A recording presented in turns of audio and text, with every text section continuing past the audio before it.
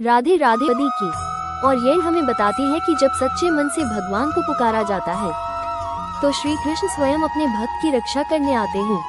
ये कथा महाभारत के समय की है। बहुत समय पहले हस्तिनापुर में कौरव और पांडवों के बीच जुए का खेल हुआ।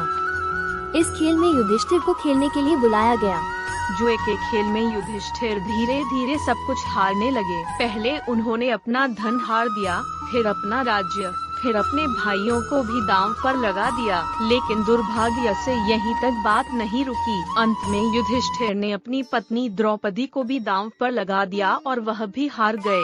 यह सुनकर कौरव बहुत खुश हुए। तब दुर्योधन ने आदेश दिया कि द्रौपदी को राज्यसभा में लाया जाए। द्रौपदी उस समय महल में थी, लेकिन दुशासन उन्हें जबरदस्ती पकड़कर राज्यसभा में ले आया। सभा में बहुत बड़े बड़े योद्धा और बुजुर्ग बैठे थे, लेकिन कोई भी द्रौपदी की मदद के लिए आगे नहीं आया। दुर्योधन ने द्रौपदी का अपमान करने के लिए दुशासन को आदेश दिया कि वह द्रौपदी का वस्त्र हरण करे। यह सुनकर पूरी सभा में सन्नाटा छा गया। दुशासन द्रौपदी की साड़ी खींचने लगा। द्रौपदी बहुत दुखी और असहाय हो गयीं। उन्होंने सभा में बैठे सभी लोगों से मदद मांगी, लेकिन किसी ने भी उनकी रक्षा नहीं की। तब द्रौपदी को समझ आ गया कि अब इस दुनिया में उनका कोई सहारा नहीं है। उन्होंने अपनी आंखें बंद की और दोनों हाथ ऊपर उठाकर पूरी श्रद्धा से भगवान को पुकारा, हे श्री कृष्ण, मेरी रक्षा कीजिए।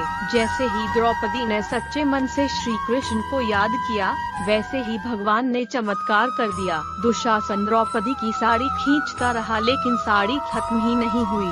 साड़ी लगातार बढ़ती ही जा रही थी। दुशासन पूरी ताकत से साड़ी खींचता रहा, लेकिन वो थक गया और हार गया।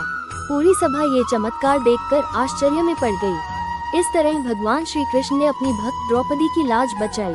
कथा का संदेश। भगवान श्री कृष्ण हमें ये सिखाते हैं कि जब कोई भक्त सच्चे मन से भगवान को पुकारता है तो भगवान उसकी रक्षा करने जरूर आते हैं। इसलिए जीवन में चाहे कितनी भी कठिनाई क्यों न आए, भगवान पर विश्वास कभी नहीं छोड़ना चाहिए, क्योंकि जहाँ विश्वास है वहाँ श्री कृष्ण है, और जहाँ श्री कृष्ण है वहाँ डर और हार कभी नहीं हो सकती। बोलो श्री कृष्ण भगवान की जय। राधे राधे।